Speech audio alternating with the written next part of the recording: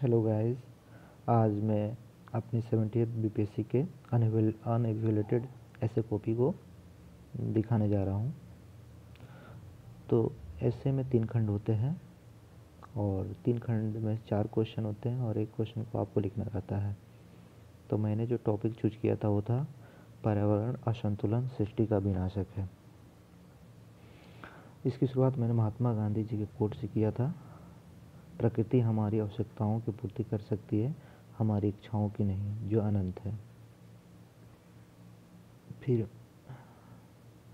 फिर मैं ये लिखा था, गांधी जी की उपरोक्त पंक्तियाँ काफ़ी कुछ बयां कर रही है, क्योंकि मनुष्य अपनी इच्छाओं की पूर्ति की लालसा में पर्यावरणीय असंतुलन को पैदा कर रहा है, जो न केवल वर्तमान सृष्टि पर प्रतिकूल प्रभाव डाल रही है, बल्कि उसका विनाशक का भी कारण बन रही है। फिर मैं यहाँ पे पर्यावरणीय असंतुलन का एक परिभाषा लिखा था छोटा सा। पर्यावरणीय असंतुलन से तात्पर्य प्रकृति का एक तरफा दोहन से है, अर्थात अपने हितों की पूर्ति हेतु उसका शोषण करना तथा बदले में प्रकृति के लिए कुछ न करना। अब और आगे लिखा है कि उपयुक्त निबंध पर्यावरणीय असंतुलन सृष्टि का विनाशक है का समग्र विश्लेषण करने से पहले जानने की कोशिश करते हैं कि आखिर पर्यावरणीय असंतुलन कैसे पैदा हो रहा है। आज मनुष्य 21वीं सदी में अपनी बढ़ती हुई महत्वाकांक्षाओं की पूर्ति हेतु प्राकृतिक संसाधनों का अंधाधुंध कटाई कर रहा है, जिसका मुख्य कारण औद्योगिकीकरण है। एक दूसरे से आगे निकलने की होड़ में मनुष्य जंगलों को साफ कर औद्योगिक क्षेत्र के रूप में विकसित कर रहा है, जो पर्यावरणीय संतुलन को जन्म दे रहा है।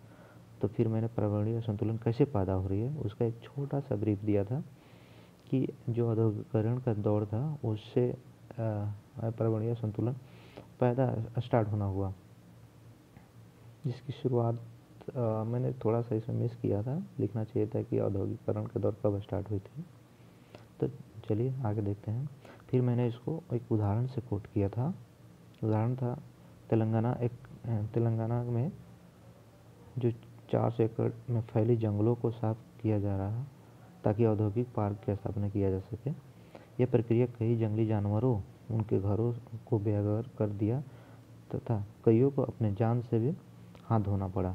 आज मानव भले ही अपने व्यक्तिगत लाभ के चक्कर में अंधा बनने की कोशिश कर रहा है, लेकिन पर्यावरणीय असंतुलन एक दिन उसका विनाशक बनेगा। मैंने एक बना कि पर्यावरण जो असंतुलन पैदा कर रहा है उसका क्या ही इम्पैक्ट बढ़ेगा, एक तरह से एग्जाम्पल के साथ इसको रिलेट करने की कोशिश किया। और आज विश्व की बढ़ती जनसंख्या भी पर्यावरणीय असंतुलन को बढ़ाने में कोई कसर नहीं छोड़ा। ऊपर से भारत की जनसंख्या तो विश्व में प्रथम स्थान को प्राप्त कर ली है। इस बढ़ती जनसंख्या के लिए प्राकृतिक संसाधनों पर अधिक दबाव पड़ रहा है तथा अपनी बढ़ती आवश्यकताओं की पूर्ति हेतु कृषि का विस्तार किया जा रहा है। नई बुनियादी ढांचे जैसे सुरंग, सिलक्यारा अब घटना का भी कर दिया जिक्र कि जो पर्यावरणीय असंतुलन को पैदा कर रही है। पर्यावरणीय संतुलन में शहरीकरण का भी महत्वपूर्ण योगदान है। उदाहरण स्वरूप यहाँ पे मैंने बिहार का से रिलेट करा कि शहरीकरण के दर बिहार से क्योंकि एक बीपीएससी है तो बिहार के डाटा को यूज कर सकते हैं आप।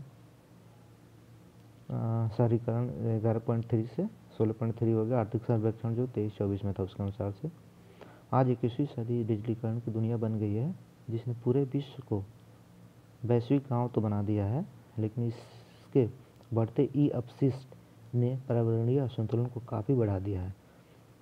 उदाहरण स्वरूप प्रतिवर्ष भारत, एक मैंने यहाँ भी डाटा दिया कि ई अपशिष्ट में भारत का क्या योगदान है। थोड़ा कोई भी चीज़ लिख रहे हैं अगर उसको आप प्रूफ कर दे रहे हैं तो एग्जामिनर को लगेगा कि हाँ कि जो भी है उसको ये पूरा कर रहा है। आगे चलते हैं। उपरोक्त पर्यावरणीय संतुलन के कारण प्रकृति अब विनाशक कर पहले मैंने ऊपर के कुछ पैराग्राफों में बोला कि पर्यावरणीय असंतुलन कैसे पैदा हो रही है। अब यहाँ पे जिक्र कर रहा हूँ कि इसके क्या परिणाम हो सकते हैं। इसके लिए कुछ उदाहरणों को जानने की कोशिश करते हैं। और यहाँ पे एक कोड भी लिख दिया इससे रिलेटेड कि जब प्रकृति की मार पड़ती है तो इससे कोई नहीं बच पाता है।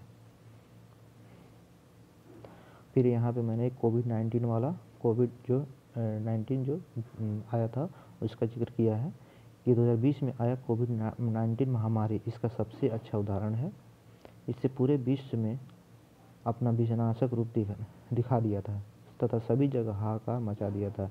इस महामारी ने बड़े स्तर पर तबाही मचाई, जिसमें कई लाख लोगों की जानें तो गई ही, साथ ही पूरे वैश्विक व्यापार उद्योग भी ठप कर दिया था। इसका एक और उदाहरण कैलिफोर्निया के जंगलों में लगी आग के रूप में ले सकते हैं, जिसको बुझाने में कई महीनों का समय लगा। वहीं वेनेजुएला में अपनी सारी ग्लेशियरों को खो दिया है, जो कभी ग्लेशियरों के राजा के रूप में जाना जाता था, जिसका प्रभाव न केवल समुद्री तटों जल स्तरों में वृद्धि से तटीय प्रदेशों पर पड़ा है, बल्कि इन सब कारकों ने जलवायु परिवर्तन को बढ़ा दिया है। मैं विनाशक का यहाँ चर्चा कर रहा हूँ सब पैराग्राफ में। जलवायु परिवर्तन ने समाज के सभी वर्गों पर प्रतिकूल प्रभाव डाला है। यहाँ पे मैंने किया है कि समाज के सभी वर्गों पर प्रभाव पड़ा है, ना कि ये भी भेदभाव करता है, जैसे बेरोजगारी, प्रवासन, भूखमरी आदि। अब इसे बिहार का फिर रिलेट कर रहा हूँ। बिहार के संबंध में देखें तो बिहार के संबंध में देखें तो 38 जिले में से 28 जिले बाढ़ के चपेट में है, जबकि 18 जिले सूखे चपेट में रहता है, जिसका प्रभाव बिहार के जीएसडीपी के साथ साथ वहाँ के निवासियों पर खासा दिखाई देता है। अतः अब हमारे दिमाग में प्रश्न उठता है कि क्या इस विनाशकारी प्रवृत्ति से बचा नहीं जा सकता है, क्योंकि सबको एक मौका अपनी गलती सुधारने के लिए मिलनी चाहिए। इस संबंध में बराक ओबामा की कुछ पंक्तियाँ याद आ रही है।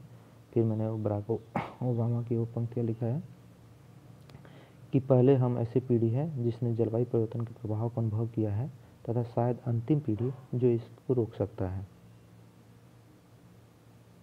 अतः जलवायु परिवर्तन और पर्यावरणीय असंतुलन को रोकने हेतु कई प्रयास किया जा रहा है, जैसे वैश्विक स्तर पर सतत किया जा सकता है, जैसे सतत विकास लक्ष्यों की प्राप्ति। वहीं भारत सरकार द्वारा यहाँ कुछ एग्जाम्पल देने की कोशिश किया हूँ। जीवाश्म ईंधनों को कम करने के लिए पंचामृत पहल, लाइफ लाइन योजना, ईवी जो इलेक्ट्रिक व्हीकल है 30% 2030 तक हो, एक पेड़ माँ के नाम। बिहार सरकार द्वारा भी मैंने जिक्र करा है जल जीवन हरियाली मिशन की, जैविक खेती कॉरिडोर जो स्टार्ट हुआ है सभी जिलों में और पटना से सटे जिलों में। अतः पर्यावरणीय संतुलन को रोकने हेतु सरकार के साथ साथ हम सभी को आगे आने की ज़रूरत है, क्योंकि कहा गया है मानो जब जोर लगाता है तो पत्थर पानी बन जाता है। फिर मैंने इसको एक कोट के साथ, एक पॉजिटिव कोट के साथ अंत किया है, और इस तरह से जो है मैंने ऐसे लिखने की कोशिश किया था। कुल मिला के ऐसे मेरा ठीक लग रहा है, क्योंकि जो भी लोग मतलब सर लोग या फिर कोई भी देखा है तो थोड़ा अच्छा रिस्पांस दिया है। बाकी आप लोग बताइए कैसे ऐसे है। और काफ़ी हद तक मैंने इसको अच्छे से लिखने की कोशिश किया है। अभी मार्क्स इस पर मिला नहीं है, लेकिन आप लोग बताइए कि फिर कैसा ऐसे है। और एक रूपरेखा पर जो ऐसे का है उसको आप अपने पर बैठा कर इसको लिखने की कोशिश कर सकते हैं। Thank you.